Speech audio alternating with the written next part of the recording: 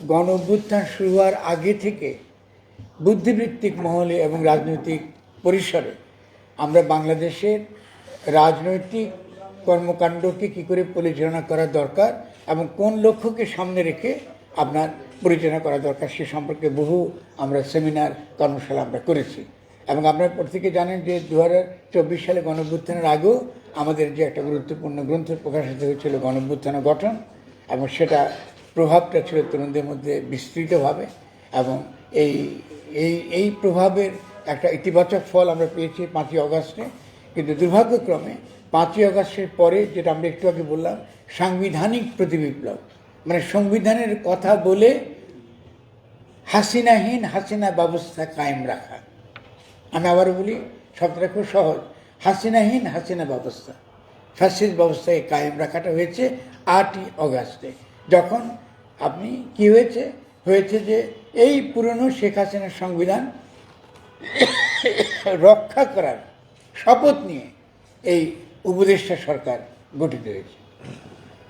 এই যে আমি উপদেষ্টা সরকারটা বললাম, এই কথাটা আপনি খুব ভালো করে মনে রাখবেন, কারণ আপনার অধিকাংশ সাংবাদিক সবসময় অন্তর্বর্তীকালীন সরকার কথাটা বলেন। অন্তর্বর্তীকালীন সরকার গঠিত হয়নি 8 তারিখে। এটা একটা হেটরিক, মানে এটা একটা মানুষকে ধোঁকা দেওয়ার জন্য এই কথাটা বলা হয়। অন্তর্বর্তী সরকার তাকেই বলে যখন একটা পুরনো ব্যবস্থা যখন ভেঙে গেছে, চলে গেছে, জনগণ সেটা উৎখাত করে দিয়েছে এবং জনগণ নতুন করে আবার নতুন ব্যবস্থা তারা কায়েম করবে, তার জন্য যখন নতুন প্রক্রিয়া শুরু করে, সেই প্রক্রিয়া পরিচালনার দায়িত্বে যারা থাকে তাদেরকে বলা হয় অন্তর্বর্তীকালীন সরকার। ফলে শুরু থেকে 8 তারিখ থেকে আমরা আপনাদেরকে বলে আসছি যে বাংলাদেশে অন্তর্বর্তীকালীন সরকার গঠিত হয়নি, কারণ নতুন গঠনতন্ত্র প্রণয়নের জন্যে যে ধরনের সরকার দরকার, যে ধরনের নেতৃত্ব দরকার, যে ধরনের আমাদের যে অভিপ্রায়, জনগণের অভিপ্রায়কে বাস্তবায়নের জন্যে যে ধরনের শক্তি, যেটাকে বলে গাঠনিক ক্ষমতা, এটা নিজে হাতে রাখা দরকার, এরকম কোনো সরকার গঠিত হয়নি। ফলে আমরা একটা সেনা সমর্থিত উপদেষ্টা সরকার পেয়েছি। তো আমাদের আজকের যেই এই হাদির যেই আজকে তাকে যে গুলি করবার, এবং শুধু হাদি একমাত্র টার্গেট নয়, ফলে গণ অভ্যুত্থানে যতগুলো তরুণ অংশগ্রহণ করেছে, আমরা যারা বিভিন্ন ক্ষেত্রে অংশগ্রহণ করেছি সক্রিয়ভাবে, আজকে মূলত তাকে গুলি করার মধ্য দিয়ে টার্গেটটা সুনির্দিষ্ট করা হয়েছে শেখ হাসিনার সন্ত্রাসী বাহিনী এই দেশে কাদেরকে তারা রাখবে, কাদেরকে তারা রাখবে না। ফলে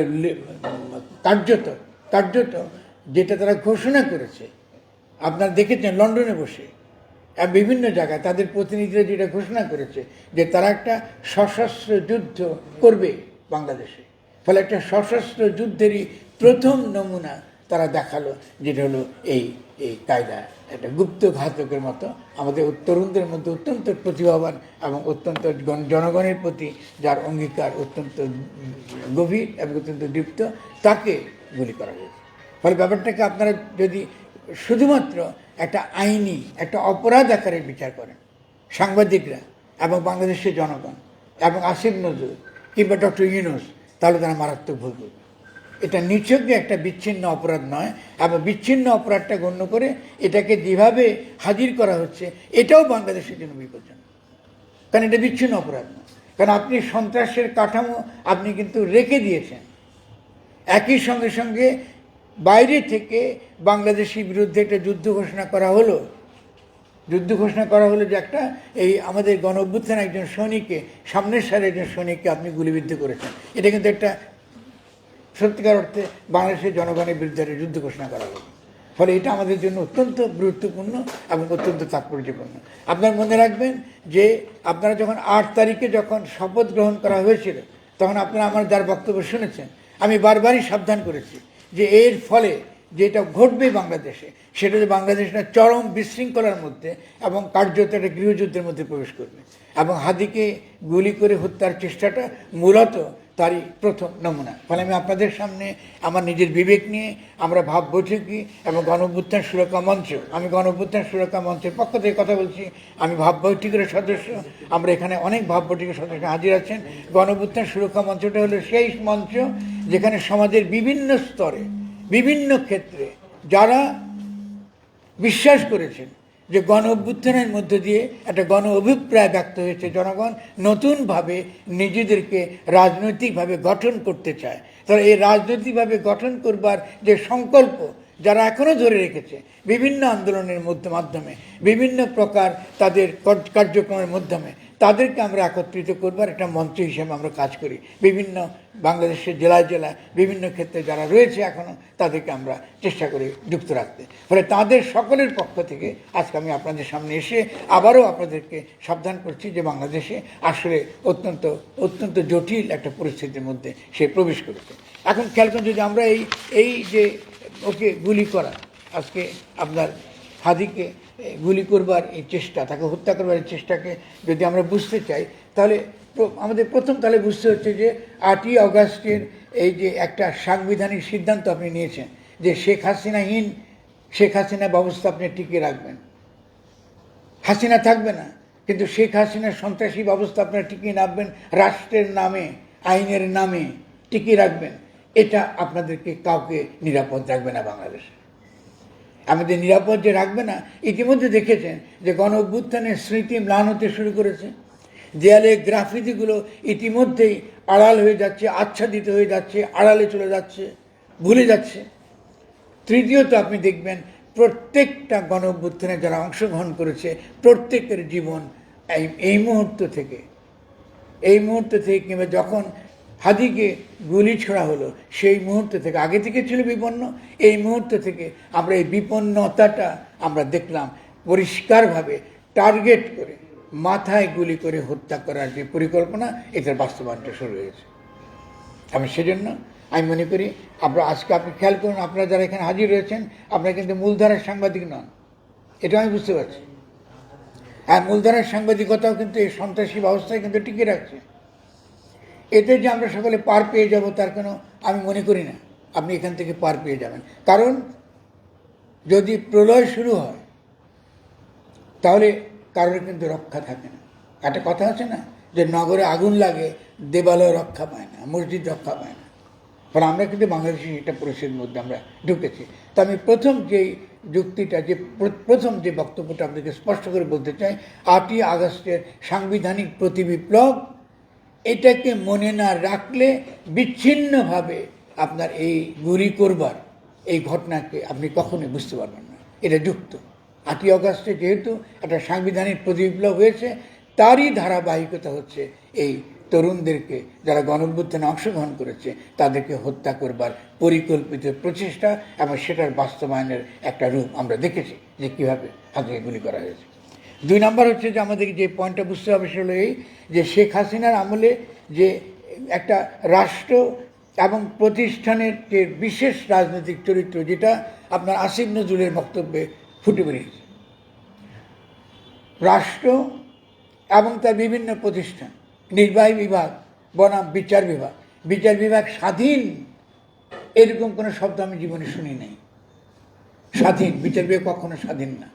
বিচার বিভাগ সবসময় নির্বাহী বিভাগ এবং আইন প্রণয়নী বিভাগের সঙ্গে একসঙ্গে ভারসাম্য রক্ষা করে। আমি আবার আপনাদেরকে বলছি, আসিফ নজরুল যে বক্তব্য দিয়েছেন যে বিচার বিভাগ স্বাধীন, এটা পৃথিবীর কোনো রাষ্ট্রনৈতিক বক্তব্য আমি পাই নাই, এই প্রথম পেলাম।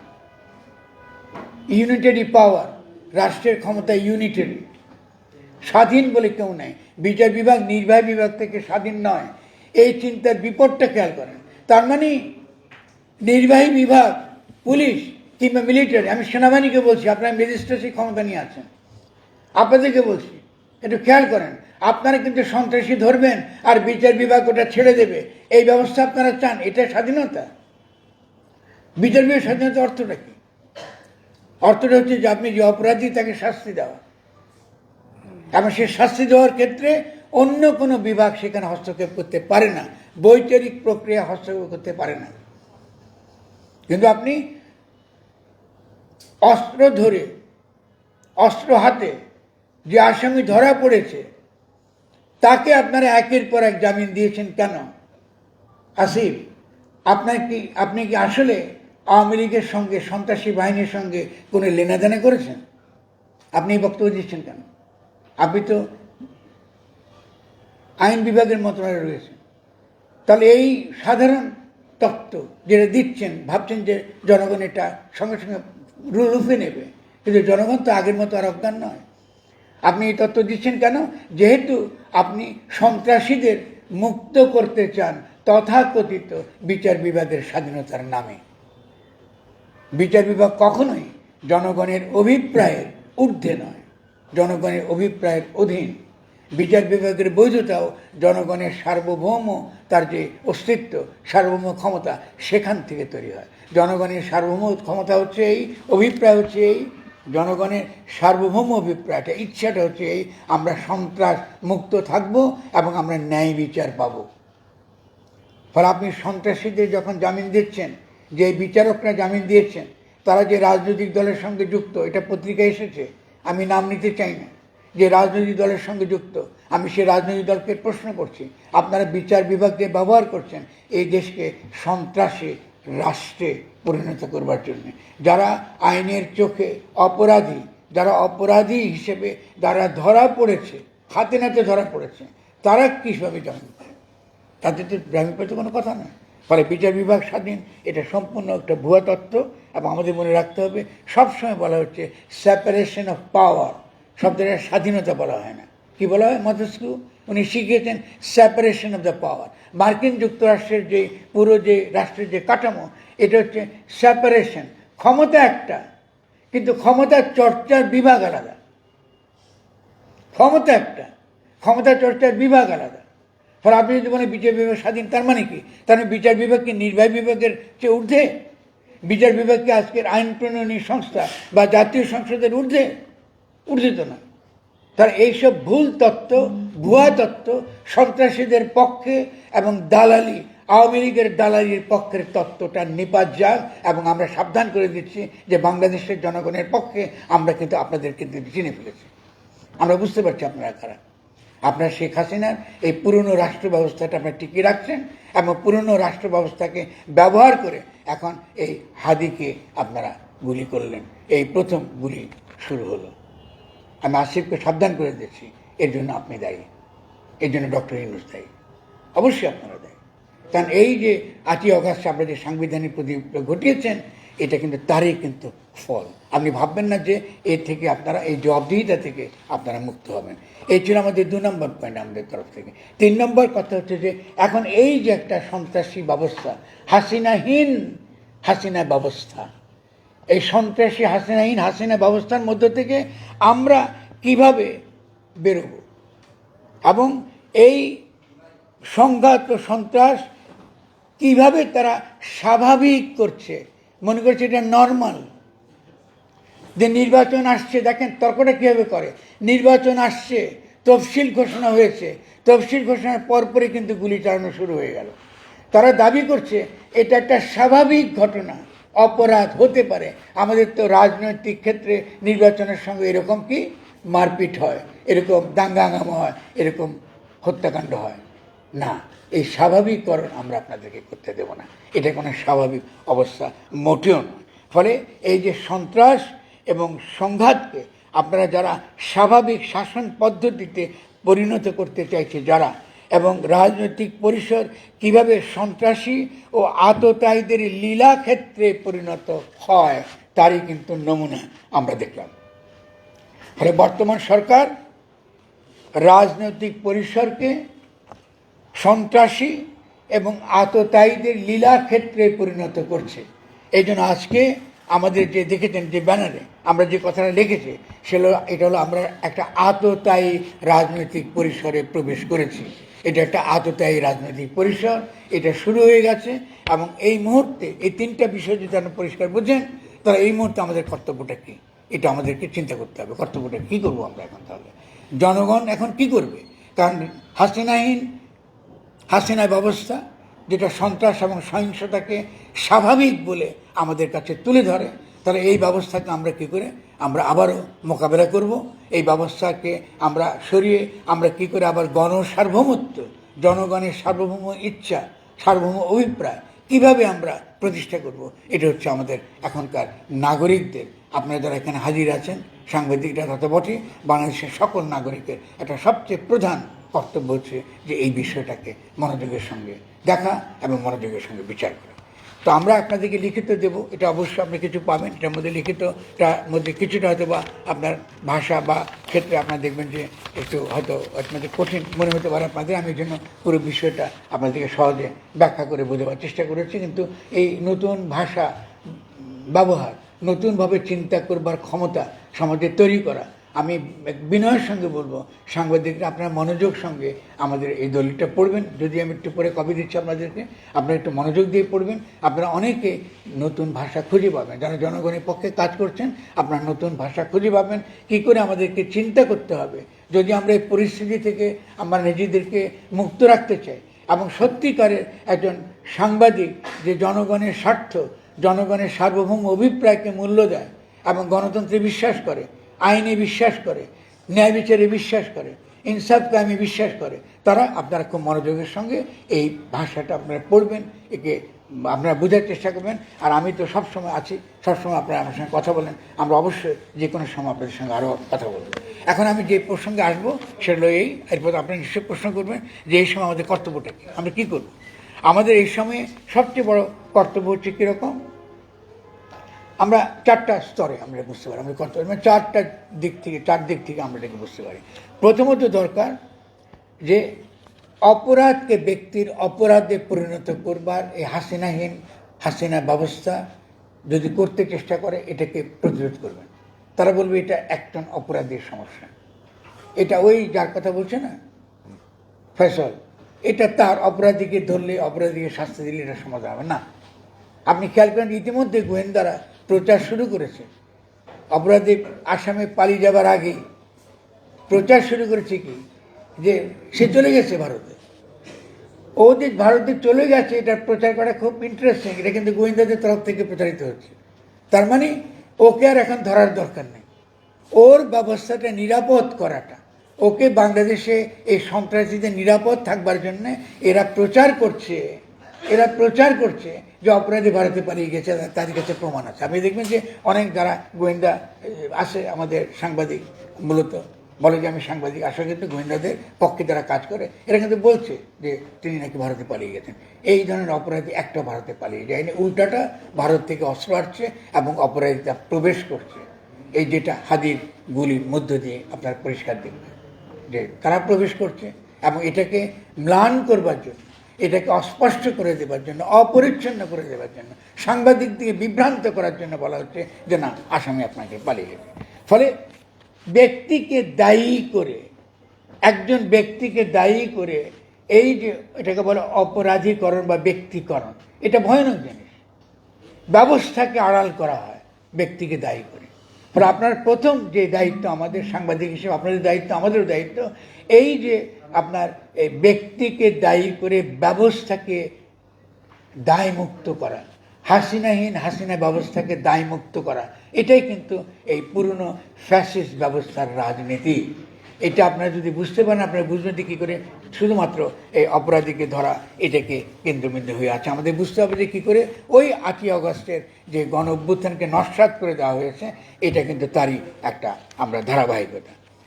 সেজন্যে আমরা কী যেমন আমরা নিশ্চয়ই আপনারা অনেকে দাবি করেছেন যে আমাদের এই স্বরাষ্ট্র উপদেষ্টা, আইন উপদেষ্টা, আপনারা কি চান, আপনারা চান যে তারা দায়িত্ব থেকে অব্যাহতি নেই, বা তাদেরকে আমরা এই সরকার আমরা দেখতে চাই না। ফলে আপনারাও কিন্তু, আমরাও কিন্তু যারা এই দাবিটা তুলছেন, আমি এটা মনে করি যে এটা এক ধরনের নৈতিক, আপনাদের দিক থেকে নৈতিক প্রতিক্রিয়া, এটা স্বাভাবিক। কিন্তু এই ব্যক্তির জায়গায় গেলেও কিন্তু আমরা ব্যবস্থার কাছে কিন্তু আমরা পৌঁছাতে পারবো না। আমি মনে করি যে এটা তুলবেন, অবশ্যই এই দাবিটা করা উচিত এবং আমরা এটা তুলেছি। কিন্তু পদত্যাগের দাবি এটা হলো রাজনীতির একটা খুব ক্লাসিক একটা কৌশল। আপনি যখন ব্যবস্থাকে বাঁচাতে চান, আপনি কোনো একটা ব্যবস্থা, যে মূলত ব্যবস্থাটার সমস্যা, 8 তারিখে যে আমরা এই গণ অভ্যুত্থানকে নস্যাৎ করে দিয়েছি, এই ব্যাপারটা যেন জনগণ বুঝতে না পারে, এই জন্য বারবারই আমরা কি করি, ব্যবস্থার পর্যালোচনা, ব্যবস্থার সমালোচনা, ব্যবস্থা নিয়ে আলোচনা তারা আমাদেরকে করতে দেয় না। কোনো একটা ঘটনা ঘটলে এটা ব্যক্তির অপরাধ, এটা ব্যক্তির উপর আমরা তার দাগ আমরা চাপিয়ে দিই। ঠিক তেমনি আমরা মনে করি যে, যখন আমরা মনে করি যে হ্যাঁ ঠিক আছে, এটা স্বরাষ্ট্র উপদেষ্টা পদত্যাগ করলে বুঝি হাসিনা ব্যবস্থাটা চলে যাবে, না, এটা যাবে না। আসিফ নজরুলের পদত্যাগ করলো হাসিনা ব্যবস্থা কিন্তু চলে যাচ্ছে না। আপনাকে মূলত একটা শক্তিশালী অন্তর্বর্তীকালীন সরকার আপনাকে গঠন করতে হবে। দেখেন, সাংবাদিকদের গতকালও আমি একটা টেলিভিশন শোতে আমি প্রথমে বারবার বলেছি, একবার না অনেকবারই বলেছি, তারা বারবারই অন্তর্বর্তীকালীন সরকার বলেন। আমরা তো অন্তর্বর্তীকালীন সরকার গঠন করতে পারি না। আপনারা ব্যবহার করেন অন্তর্বর্তীকালীন সরকার, এটা ভুল কথা। এটা একটা উপদেষ্টা সরকার। আপনি উপদেষ্টা সরকার টিকে আছে কেন? সে টিকে আছে যেহেতু সেনাবাহিনী তাকে সমর্থন করছে। আর কোনো যুক্তি নেই তার আর কোনো ভিত্তি নেই, আর কোনো নৈতিক ভিত্তি নেই, আইনি ভিত্তি নেই, রাজনৈতিক ভিত্তি নেই। তারা এইটাকে প্রশ্ন করতে হবে যে 8 তারিখে কিসের ভিত্তিতে 5ই অগাস্টে গণঅভ্যুত্থান হওয়ার পরে এইরকম একটা সেনা সমর্থিত উপদেষ্টা সরকার গঠিত হয়েছে। এটা হচ্ছে ইস্যু। এবং যারা এই ধরনের সরকার গঠন করেছে তাদেরকে চিহ্নিত করুন, কারণ তারা ব্যবস্থার সঙ্গে যুক্ত। তখন আসিফ নজরুলের নাম আসবে, তখন সেনাবাহিনীর অনেকেরই নাম আসবে, তখন যারা আমাদেরকে আয়নাঘর রেখেছে, আমাদেরকে গুম করেছে, আমাদেরকে আইন বহির্ভূত হত্যাকাণ্ড ঘটিয়েছে, তাদের নাম আসবে। তারাই হাসিনাহীন হাসিনা ব্যবস্থা তারা টিকিয়ে রেখেছে। এই হাসিনাহীন হাসিনা টিকিয়ে রাখার মধ্য দিয়ে আমাদেরকে বোঝানো হচ্ছে হাসিনা তো নাই, হাসিনাকে আমরা দিল্লি থেকে আনবো এবং তার বিচার হবে। আসলে কিন্তু আপনি দেখেছেন পররাষ্ট্র উপদেষ্টা কি বলেছেন, তারা যদি ফেরত না দেয় আমাদের তো কিছু করার নেই। এটা ফেললামই। আপনারা যারা আমার ফেসবুক পোস্ট পড়েছেন, বহু পথ আছে। কারণ হচ্ছে যে রাজনৈতিক কারণে যদি কোনো ব্যক্তি দেশ থেকে বিতাড়িত হয়, অন্য দেশের শুধু সে মানবাধিকার তার যে মানবাধিকার ক্ষুণ্ণ হয়েছে তার নিজ দেশে, সেটা যেন ক্ষুণ্ণ করা না হয়, তার জন্য অন্য দেশে সে রাজনৈতিক আশ্রয় প্রার্থনা সে করতে পারে। কিন্তু এই আন্তর্জাতিক আইনের অধীনে কোনো খুনি অপরাধী, মানবতার বিরুদ্ধে অপরাধীকে আর রাজনৈতিক আশ্রয় দেবার কোনো বিধান নাই। আপনারা আইসিটি বিধান পড়েন, আপনারা মানবাধিকার আইন পড়েন, এইসব কোনো বিধান কিন্তু নাই। তাহলে পররাষ্ট্র উপদেষ্টা তারা খুব সহজে বুঝিয়ে দিল আমাদের কিছু করার নাই, ভারত খুব শক্তিশালী রাষ্ট্র না, ভারত শক্তিশালী রাষ্ট্র নয়। এবং আপনাদেরকে এটাও বলতে চাই, যদি আপনি আন্তর্জাতিকভাবে শেখ হাসিনা ভারত যেখানে কূটনৈতিকভাবে অনেক বেশি শক্তিশালী, তার হোমওয়ার্ক আমাদের চেয়ে বেশি, ভারত একটা কূটনৈতিক বিপর্যয়ের মধ্যে আছে। হাসিনাকে ফেরত না দেবার কোনো যুক্তি নেই। আপনি যদি নেগোশিয়েট করতে পারেন, আপনি যদি বুঝাতে পারেন, কিন্তু আপনি কি করছেন? আপনি কিন্তু ভারতের দ্বারাই টিকিয়ে রাখছেন, ভারতের দ্বারাই কিন্তু আপনি খেলছেন খেলাটা বাংলাদেশে। আপনি ক্ষমতা আছেন কিন্তু খেলছেন কিন্তু ভারত। মুখে হেটরি, ভারত বিরোধিতার হেটরি। ভারত বিরোধিতা কেন করি? যেহেতু মার্কিন যুক্তরাষ্ট্রকে বাংলাদেশকে আমরা ডেকে আনতে পারি, এই তো জন্য এত কোনো যুক্তি নেই। তারা এই ক্ষেত্রে কেন ভারত রেখে দেবে শেখ হাসিনাকে? যদি আপনি আন্তর্জাতিক ক্ষেত্রে যেখানে আপনার যুক্তি দেবার কথা, যেখানে আপনার বক্তব্য দেবার কথা, এটা আপনি বলবেন। তা দেখতে পাচ্ছি পুরো সরকারের প্রত্যেকটা ক্ষেত্রে সরকারের যে অবস্থান, এটা অবশ্যই হাসিনা ব্যবস্থা, পুরনো সন্ত্রাসী ব্যবস্থা, পুরনো গণবিরোধী ফ্যাসিস্ট ব্যবস্থা টিকিয়ে রাখার বয়ান, ক্রমাগত এই বয়ানটা চলছে। এবং আপনারা সাংবাদিকরা আশা করি এই বয়ানগুলো বোঝার চেষ্টা করবেন এবং এখান থেকে অর্থটা আপনারা খুঁজে বের করবেন যে আমরা কী করে এই মুহূর্তে আমাদের কর্তব্যটাকে, এই মুহূর্তে তার একটা প্রধান কর্তব্য হচ্ছে এটাকে উন্মোচন করা, জনগণকে বোঝানো যে হাসিনা ব্যবস্থা টিকিয়ে রাখার জন্য কী ধরনের ভাষায় তারা কথা বলে, কী বয়ান তারা দেয়, এটা বোঝানো। এটা শুধু আমার একার দায় না, এটা আপনাদেরও দায়। ফলে ব্যক্তিকে দোষারোপ করে ব্যবস্থাকে মুক্তি দেওয়া, এটা যেন আমাদের কোনো নীতি যেন না হয়। দ্বিতীয়ত শেষ হয়ে যেত। এবং আপনি দেখবেন এই একটা ব্যবস্থা টিকে থাকে মূলত বিচার ব্যবস্থা এবং নির্বাহী ব্যবস্থার মধ্যে একটা গোপন আঁতাতের ভিত্তিতে। আসিফ নজরুলের যে বক্তব্য আপনারা শুনেছেন, এটা কিন্তু এই গোপন আঁতাতেরই কিন্তু লক্ষণ। আপনি বিচার বিভাগকে বলছেন যে বিভাগ স্বাধীন, অন্যদিকে আবার দাবি করছেন না বিচার বিভাগকে প্রভাবিত করেছে বিএনপির লোকজন। আপনি একটা রাজনৈতিক দলকে দোষারোপ করার জন্য আপনি এখন বিচার বিভাগকে আপনি কিন্তু এইভাবে দোষারোপ করছেন। কিন্তু মূলত এটা একটা খেলার মতন, এটা কিন্তু একটা সম্পর্ক, যে সম্পর্কটা আমাদের এখানে রয়ে গেছে। রয়ে যাওয়ার কারণে আপনি কী হয়েছে আমরা এই সত্যিকার এই সন্ত্রাসী পরিস্থিতি, এই যে হিংসার যে রাজনীতি, এখান থেকে আমরা বেরোতে পারছি না। দ্বিতীয় ব্যাপারটা হচ্ছে যে আমাদের এই মূল কাজটা, জনগণের কর্তব্য হচ্ছে এই যে কথাগুলো আমি শুরুতে বলেছি, যে আমাদের যে কাজ আমরা সম্পাদন করতে পারিনি, একটা নতুনভাবে বাংলাদেশকে গঠন করা, সেই কাজের প্রতি মনোযোগী হওয়া, ফিরে আসা, যে 8ই অগস্টের পরে আমাদেরকে বিচ্যুত করা হয়েছে, আমাদেরকে মূল লক্ষ্য থেকে বিচ্যুত হয়ে গেছে আমরা। এখন আমাদের মূল লক্ষ্যে ফিরে আসতে হবে, যে বাংলাদেশে মুক্তি একমাত্র নতুনভাবে বাংলাদেশকে গঠন করা, তার গঠনতন্ত্র সহ নতুনভাবে তার সমস্ত কিছু, তার সংস্কৃতি, তার বুদ্ধিবৃত্তিক জগৎ, তার সাংবাদিকতার জগৎ, তার সমস্ত, তার অর্থনৈতিক জগৎ, তার সামাজিক জগৎ, সমস্ত কিছুকে নতুন করে গঠন করবার যে কাজ, সেই কাজটা আমাদের হাতে নিতে হবে। আর আমাদেরকে মনে রাখতে হবে, বিচার বিভাগ যদি সহিংসতার পুনরুৎপাদনে ভূমিকা রাখে, আমি বিচার বিভাগকে এই কথা বলতে চাই, যে আপনারা সন্ত্রাসীদের জামিন দিয়ে, ছেড়ে দিয়ে আপনারা মূলত সহিংস যে ব্যবস্থাটা আগে ছিল এটাকেই পুনরায় উৎপাদন করতে চান, পুনরায় এটাকে জারি রাখতে চান। আজকে এই ফরিয়াদটুকু আমি আপনাদের আদালতে গেলে এর কোনো উত্তর পাবো না, কিন্তু এই অভিযোগটুকু আমি জনগণের আদালতে রেখে দিলাম, যে আপনারা সন্ত্রাসীদের জামিন দিয়ে আমাদের জীবন বিপন্ন করছেন। ফলে আজকে আমাদের প্রত্যেকটা এই অভ্যুত্থানের সৈনিক যারা আমাদের এখানে যারা বসে আছেন, এছাড়া যারাই সৈনিকরা, তাদের উপর যে কোনো আঘাত যদি আসে তার জন্য বিচার বিভাগ দায়ী থাকবে। আমার বক্তব্য এখানে শেষ হলো। আপনাদেরকে অনেক ধন্যবাদ। আপনাদের কোনো প্রশ্ন থাকলে